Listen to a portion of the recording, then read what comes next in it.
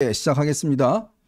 조금 전 이재명 더불어민주당 대표가 서울중앙지법에 출두를 했습니다. 오늘 2시부터 위중교사 사건 관련된 마지막 결심 공판이 오늘부터 열릴 예정입니다. 지금 이 시간 현재 결심 공판이 진행이 됩니다.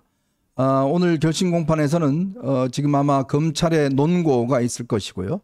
그 다음에 이제 이재명 대표 측의 최후 진술이 있을 겁니다.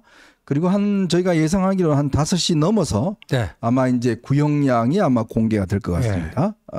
구형량이 일단 공개가 되면 아마 지난번 이제 이 선거법 위반 사건 같은 경우는 한 2년 징역 2년 그게 한 6시 좀 넘어서 나왔죠? 예, 6시 넘어 나왔는데 오늘도 완전 재판 총 소요 시간은 한 4시간 정도는 잡고 있기 때문에 네. 지금 2시부터 시작이 됐네요. 네, 시작됐습니다. 네, 그러니까 한 6시 정도에 끝날 것 같습니다. 네. 네. 오늘 이재명 대표 최고위원 회의 열었고 그다음에 오늘 출두를 하는데 전부 다 최고위원들이 자병풍처럼 뒤에 다 있었고 상당히 긴장된 표정이었던 것 같아요. 그렇죠. 그리고 또 오늘 출두를 하면서 이야기를 했습니다. 이게 특히 본인의 이게 지금 녹취록 이번 사건은요 사실은 네.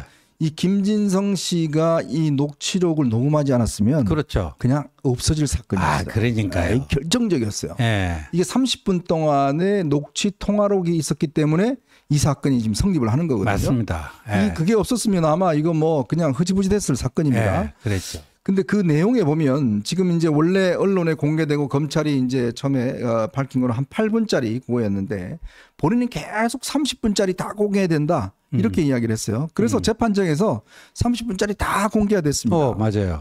그런데 본인은 뭐 기억나는 대로 해주시고 뭐 이러면서 이제 이야기를 쭉 한 12번을 해요. 그러니까 본인은 그거를 굉장히 방점을 두는 것 같아요. 기억나는 대로 해주시고 그래놓고 근데 그 한마디를 일관되게 하는 게 아니잖아요. 변론 요지서도 보내드리고. 네. 그건 얘기는 뭐예요? 혹시 기억이 안 나시면 참고를 하시고 혹시 기억이 안 나시면 뭐 그렇게 해주시면 참 좋고 그게 아주 전형적으로요. 이 위증교사범이 하는 수법입니다. 절대 위증교사범은요. 이거 이렇게 좀 허위로 진술해줘 이런 이야기 안 합니다. 다 자기가 빠져나갈 구멍을 만들어요. 그 대표적인 방법이 뭐냐면 뭐 사실대로 이야기해 주시면 되고 뭐 기억대로 이야기해 주시면 되고 이 이야기를 해요. 그리고 자기가 사실상 정답이라고 생각한 부분을 얘기를 했잖아요. 그 KBS 측하고 김병량 당시 성남시장하고 짜고 자기를 위기에 몰기 위해서 그 두 그룹이 짜고 한 거 아니냐. 네. 뭐 그런 얘기를 하잖아요. 그런 얘기를. 그러니까 사실 내가 생각하는 정답은 이거다. 이렇게 얘기해 놓고 기억이 안 나. 뭐 기억나는 대로 해 주십시오. 기억이 안 나면 뭐 이건 제가 보내드릴 테니까 이러니까 속 다 들여다 보이는 거죠. 어제 그 검사 출신인 주진우 의원도 본인의 유튜브 방송에서 이런 이야기를 하더라고요. 이 사건에서 가장 결정적인 핵심 중에 하나는 바로 이재명 본인이 변론 요지서를 김진성 씨한테 보내준 거. 이게 아마 결정적일 것이다. 왜냐하면 본인이 계속 기억이 안 난다고 그래요. 모른다고 그래요. 근데 계속 기억을 좀 되살려 보시고 혹시 안 나시면 요걸 좀 참고하시고 뭐 이렇게 이제 이야기를 하면서 변론 요지서를 보내주거든요. 그게 위증을 교사했다라고 하는 어떤 결정적인 물증이다라는 것인데 문제는요. 이 위증교사 사건은 위증교사 혐의는 벌금이 없습니다. 이게 또 아니면 뭡니다. 그렇죠. 이게 무죄 아니면 유죄인데 이 대법원의 양형 기준을 보면요. 이게 최하 지금 이 양형 기준이 10개월이에요. 징역 10개월. 그러면 징역 10개월에서 3년까지 이게 양형 기준이 돼 있는데 거기에 이제 가중 요소가 있습니다. 가중 요소란 게 뭐냐면 예를 들어서 이 사람이 뭐 초범이냐 아니면 뭐 반성하고 있느냐 뭐 이런 걸 감경 요소라는 게 있어요. 그렇죠. 그걸 해서 좀 감경을 해요. 근데 이재명 대표는 이 감경을 할 수 있는 요소가 없어요. 또 죄질이 나쁘면 가중이 되잖아요. 그러니까 이재명 대표는 일단 인정하고 있지 않아요. 반성하고 있지 않아요. 문제는 또 전과가 있어요. 전과 있죠. 전과 4범입니다. 전과 4범. 자, 그렇기 때문에 법원에서도 이 양형 기준에 따르면 이걸 지금 죄를 깎아줄 수가 없습니다. 그래서 아마 지금 전문가들도 또 법조에 나오는 이야기는 이 사건을 오늘 이재명 대표가 들어가면서 기자들이 몇 년쯤 구형 나올 것 같습니까? 질문을 했어요. 그랬더니 기자들 나한테 묻지 마시고 네. 30분짜리 그거 좀 들어보세요. 오, 뭐 큰 소리 치고 들어가더라고요. 다 들어봤어요. 그렇게 기자들 다 들어봤습니다. 30분짜리 다 들어보고 결론 내린 거거든요. 그러니까 본인이 아마 굉장히 아마 이 부분 이게 이제 편집됐다. 나는 계속 본인이 기억해달라고 이야기했다. 이 부분을 이야기할 텐데 검찰의 초점은 전혀 다른 데 있는 것 같습니다. 그렇습니다. 야, 드디어 이렇게 이제 하나 둘씩 이제 매듭이 지어지고 있는데 오늘 하여간 우리 현정님은 예상 구형량이 징역 저는 한 3년 정도 3년. 나오지 않을까 싶어요. 네, 3년. 왜냐하면 제가 아까 말씀드렸지만 이 위중교사라는 게 굉장히 이제 엄중한 죄고 이게 왜냐하면 쭉 역사가 있지 않습니까? 2002년부터 시작해서 쭉 해왔던 또 본인이 대법원 판결에 대해서 이게 자기는 이 누명을 썼다 이런 이야기를 해서 또 그 다음에 또 이어가는 그게 있잖아요. 그런 것들이기 때문에 지금 최근에 제가 어제도 설명드렸습니다만은 안산시장이 전 안산시장이 박주원 박주원 안산시장이 법정 구속이 된 게 있어요. 이 위중교사로 인해서. 그러니까요. 그러니까 그만큼 특히 이재명 대표는 당시에 경기도지사였고 그리고 이 위중교사를 부탁한 사람은 당시에 이제 김인섭 씨와 함께 사업을 하고 있었던 김진성 씨입니다. 그렇기 때문에 본인의 어떤 이 영역 내에 있었던 사람이죠. 훨씬 더 아마 엄중하게 저는 법원이 바라보지 않을까 싶습니다. 저는 징역 4년으로 하겠습니다. 1년 묵고 1년 가. 요새 이재명하고 조국가 맨날 그 게임 하더라고요. 네. 저도 이참에 한번 해보죠 뭐. 밥 사실 거죠? 네, 알겠습니다. 뭐 여러분들 앞에 약속이 있으니까 3년인지 4년인지 여러분은 어떤 전망하시는지 댓글로 남겨주시면 좋겠습니다. 어쨌건 우리 마음에서는 뭐 3년보다 훨씬 더 하겠지만 객관적인 어떤 상황을 지켜보면 한번 그 정도 나오지 않겠는가라는 그런 전망들을 해봅니다.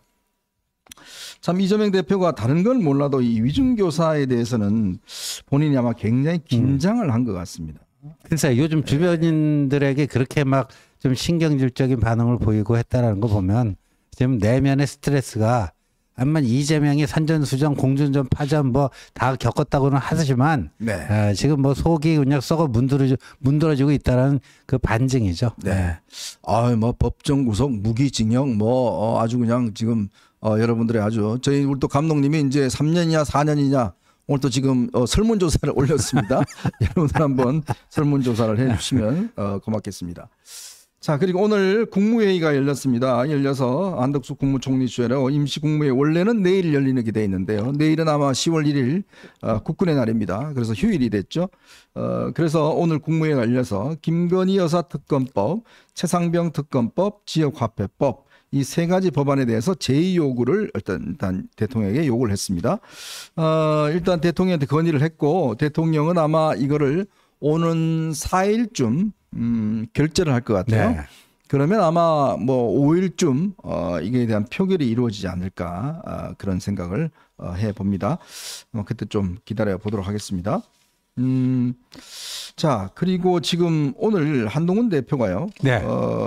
전 좀 이야기가 좀 굉장히 오늘 재밌었는데 그 금융투자소득세 폐지 이야기를 하면서 고위공직자의 사모펀드 가입 내역을 공개하는 방안을 검토할 때가 됐다. 요 이야기를 했는데 이게 왜 이야기가 나오죠? 이게 왜 그러냐면요. 금투세가 시행이 되면요. 연 금융소득 5천만 원 이상이 되면은 이제 세율이 22%고요. 또 얼마 넘어가면 이제 최대 세율이 최고 세율 27.5%까지 되잖아요. 그러면요. 이 큰 손들, 이 큰 손들이 어떤 변신을 할 수 있냐면요. 자기가 직접 투자하는 이런 방식이 아니라 사모펀드로 들어간단 말이에요. 사모펀드로 들어가 버리면요. 거기서 오히려 금투세 내는 것보다도 더 세율을 낮게 낼 수가 있어요.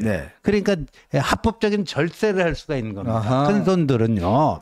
사모펀드로 가입해서 거기서 내는 세금이 금투세가 아니라 뭐 다른 세금 명목으로 해갖고 세율이 이거 금투세보다 낮다 이거예요.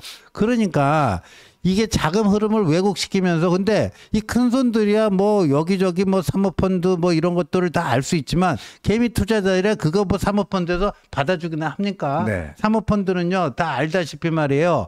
이게 공모펀드가 아니잖아요. 공모펀드는 뭐 한 주, 두 주 이런 개미들도 거기 그 응모를 해갖고 뭐 조건에 맞으면 그 주식을 가질 수 있지만 사모펀드는요 어떤 경우에는요 이전에 그 김부겸 전 총리 뭐 그 딸 부부가 했다는 그 사모펀드는 딱 숫자가 뭐예요?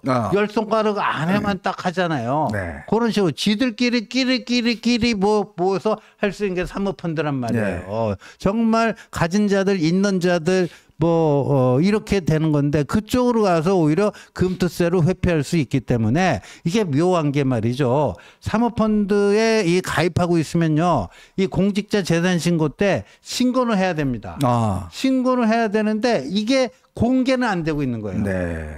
이게 묘한 거 아닙니까? 근데 앞으로는 이런 게 있기 때문에 지금 그래서요. 1,400만 개미 투자자들이 이거 권력자들 또 큰 손도 이런 쪽으로 다 빠져나갈 거기 때문에 특히 고위공직자도 이렇게 할 수가 있다. 네. 특히나 문재인 정권 시절에 제일 유명한 게 뭐예요? 조국의 코링크 펀드부터 시작하고 장하성의 동생 무슨 뭐부터 해서 사모펀드 되게 많았잖아요. 네네. 그거를 이 고위공직자들은 사모펀드에 뭐 얼마를 갖고 있는지 이거 신고를 하니까 당연히 재산 목록이니까 신고를 하지 않습니까? 왜 까질 않습니까? 어디에 부동산 몇 채 갖고 있다 뭐 다 나오는데 이것도 까자 이거죠. 네. 그게 맞는 얘기죠.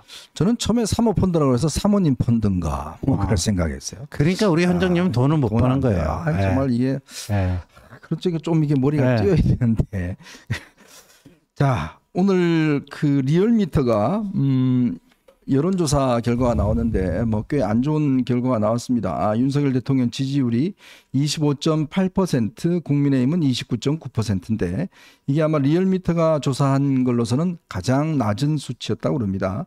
특히 주목하는 것은 윤석열 대통령의 지지율이 서울에서 지난번에 비해서 13.9%포인트나 떨어졌습니다. 전주 대비 13.9%. 이게 큰일 났습니다. 이게 지금 서울에서 이게 크게 떨어졌습니다. 또 부울경에서 8.5%또 포인트, 대구 경북에는 좀 3.3% 올랐는데 특히 서울에서 13.9%가 떨어졌어요. 이거는 참 큰일입니다. 뭐 선수가 전광판을 보지 않는다라고 뭐 이야기를 하는데 지금은 좀 봐야 될 것 같습니다.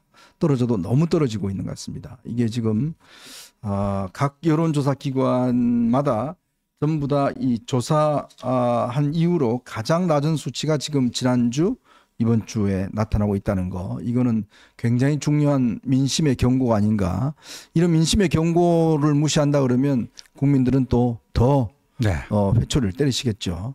네, 하여튼 좀 우리가 좀 대통령실을 비롯해서 여당도 정말 긴장하고 해야 될 것 같습니다. 자, 여러분 이거는 쭉 한번 제가 꼭 전달해드리고 싶은 내용인데요. 요즘 그 중국의 이 여러 가지 이제 중국 제품 이런데 보면 거기에 뭐 카메라 같은 게라든지 아니면 그 백도어라든지 이런 거 있어서 중국산 예를 들어 CCTV나 중국산 무슨 뭐 청소기 같은 데 이제 카메라가 달려 있잖아요. 그렇죠. 그런 게 다 이렇게 영상을 갖다가 우리 국민들의 영상을 훔쳐본다는 거예요. 이게 뭐냐면 중국산 제품들 요즘 여러분 싸다고 뭐 알리나 뭐 이런 데서 많이 구매를 하시잖아요. 근데 중국에서 하는 이 업체들이 중국 이 안에 여러 가지 칩이나 이런 그 프로그램을 심어서 우리 국민들의 일상을 전부 다 감시하고 있다라는 게 지금 최근에 지금 밝혀졌습니다. 그래서 지금 일단 전방에 배치된 감시 카메라 CCTV는 한 1,500대는 다 철거를 했습니다. 전방에 보고 있는 거는 전부 다 이걸 다 중국 쪽에 볼 수 있다는. 그 중국 쪽에 보는 게 누가 보겠습니까? 북한도 본다는 이야기가. 글쎄요. 이게 중국산 싸다고 여러분들 이게 막 그 구매를 하시는데 이거 굉장히 조심하셔야 될 것 같습니다. 다 이게 우리의 일상이 볼 수 있다는 거, 이거 진짜 조금 비싸더라도 우리 국산을 꼭 쓰셔야 됩니다. 그리고요, 중국의 댓글 부대 우마오당이라고 저번에 우리가 말씀드렸잖아요. 우마오당. 이들이요 이 현대자동차 이런 그 자동차를 현대차 뭐 안 좋다, 현대차 뭐 낫다 이런 댓글 작업을 했다라는 게 들통이 났습니다. 그러니까 현대차에 대한 폄하 네. 이거를 이 중국에 있는 댓글 부대가 대거 동원이 돼서 댓글을 썼다는 게 지금 이번에 들통이 났어요. 그래서 지금 이 경찰이 현대차에 대한 중국 댓글 부대에 대한 지금 조사에 들어갔습니다. 저번에 저희가 말씀드렸지 우마오당이라고 하는 중국에 이게 건당 얼마씩 받고 하는 거 그렇죠. 알려지고 있어요. 네. 여기가 댓글 부대가 이게 우리나라 좀 어법에 잘 안 맞아요. 그게 특히 이재명 대통령, 이재명 화이팅, 문재명 대통령 잘한다.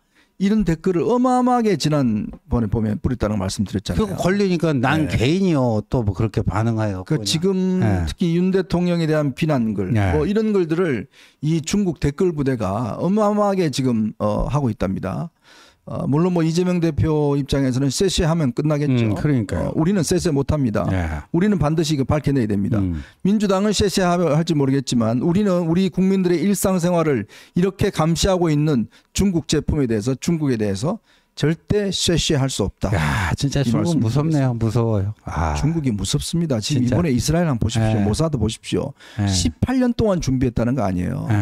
중국의 화웨이 뭐 이런 업체들이 전부 다 이런 데 그래서 미국이나 이런 데서는 전부 다 중국 제품들 다 철거했잖아요. 그러니까요. 그게 이 정말 중국이 가지고 있는 이 정보력 파워 이런 걸 이용한 건데 우리는 뭘 하고 있는지 모르겠습니다. 글쎄요. 뭐 정보기관 다 거의 해체 수준으로 망가뜨려 놓고. 진짜 이거는 국가를 위한 일이기 때문에 이런 부분들에 대해서는 정말 우리가 신경을 좀 곤두세워야 될 것 같습니다. 어제도 뭐 잠깐 얘기했지만 모사드 보니까 18년을 가지고 집요하게 추적해갖고 이걸 해내더라고요. 그리고 그게 2초 간격으로 이번에 그 비행기 F-15 조종사들이 마지막 30초 전까지 뭘 하는지 몰랐대요. 왜냐하면 통신을 할 경우에 정보가 유출될 수 있기 때문에 그 네타냐후 총리가 일부러 유엔 총회에 참석했다는 거예요. 좀 이게 흐리기 위해서. 일부러 네타냐후 총리가 뉴욕 가서 유엔 총회에 참석하면서 거기서 지시를 내렸다는 거예요.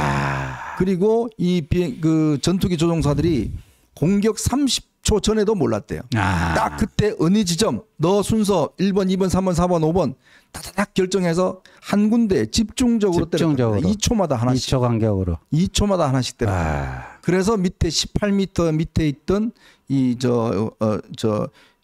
헤즈볼라 이 지도자를 거기서 죽였다는 거예요. 진짜 이게 무섭습니다. 무섭습니다. 진짜 이 이스라엘이 자기 국가를 지키기 위해서 뭘 하고 있는지 진짜 이런 부분들은 우리가 정말 한번 되새겨 봐야 됩니다. 전 세계에서 가장 위험한 나라 이스라엘도 있지만 대한민국도 있어요. 맞습니다. 우리는 다 둘러싸여 있지 않습니까? 러시아, 중국, 그다음에 북한 다 둘러싸여 있습니다. 그런데 우리나라 또 야당은 쉐쉐하고 있잖아요. 그런 데서 우리가 뭘 해야 되겠습니까? 거기서 임종석은 이제 뭐 그냥 북한은 외국으로 갈라지자 이 소리 하고 있고요. 여러분 이런 상황에서 정권이 교체되면 어떻게 되겠습니까? 그냥 정말 우리는 절단나는 거예요. 그런 문제를 다시 한번 강조를 해드리겠습니다. 자, 오늘 여러분들과 함께 저희가 세 가지 이슈를 가지고 한번 이야기를 해볼까 합니다. 어제 그저께 일제히 지금 장애 집회가 열렸는데 이 장애 집회를 누가 주도한지 아십니까?